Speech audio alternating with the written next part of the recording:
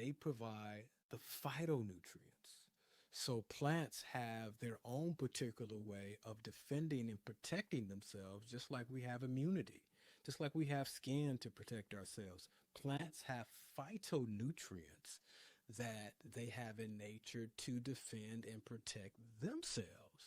And when we take in the plant, we are able to absorb those phytonutrients. If we avoid them or we minimize the input into our system, we minimize these materials that are used for tissue detoxification and repair and cell repair and fueling the metabolism.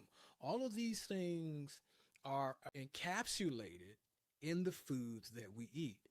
They're like a gift.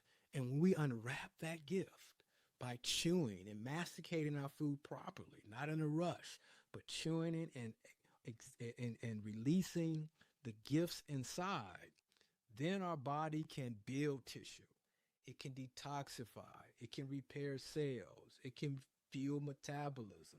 It can build health because we've taken in those macronutrients, fats, protein, and carbohydrates, which also has the phytonutrients that has the capacity to build, sustain health.